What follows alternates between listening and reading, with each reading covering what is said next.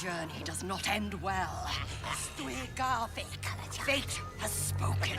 America's fascination with witches dates back centuries, influencing everything from the Salem witch trials to Halloween traditions and pop culture. But have you ever wondered where the iconic witch costume, complete with a pointy hat, broomstick, and black dress, actually comes from?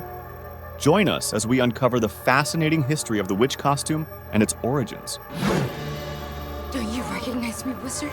Let's start with the instantly recognizable witch's hat. Its origins can be traced to the 17th century, when Quaker women in England wore tall, black, conical hats. Quakers, seen as outsiders, faced persecution and were even accused of witchcraft. This image of Quaker women and their distinctive hats stuck, eventually becoming synonymous with the classic witch's look. The black dress, cloak, or robe commonly associated with witches was historically worn by women who practiced healing and was not initially visually distinct from their neighbors. It became affiliated with witches due to the Renaissance's association of the color black with black magic and the devil.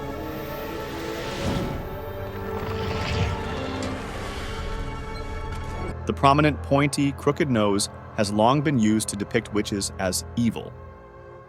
This stereotype, also applied to other groups like Jews, served to demonize these communities. It's a reflection of medieval European beliefs, associating physical traits with moral character. Everywhere I look, I see the repulsive sight of hundreds. The concept of green skin being associated with witches can be traced back to the 1939 film The Wizard of Oz.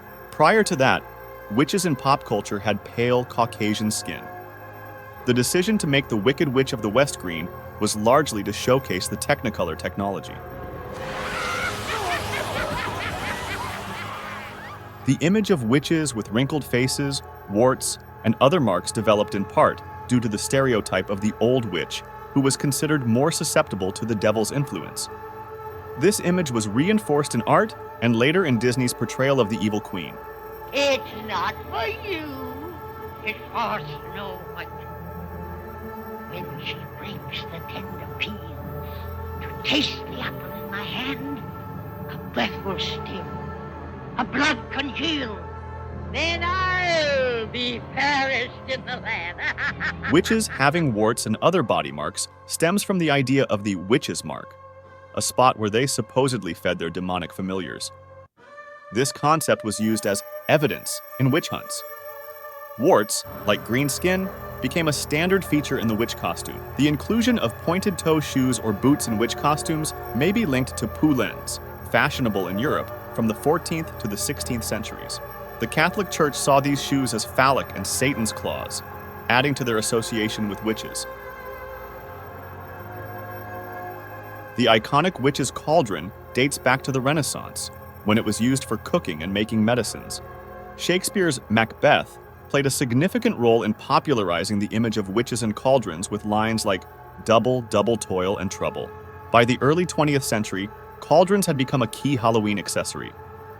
So there you have it, the intricate history of the iconic witch costume. It's a fascinating blend of cultural influences, superstitions, and cinematic magic. As you prepare for Halloween, remember that each element of a witch's attire tells a story that spans centuries. Happy Halloween, and stay curious.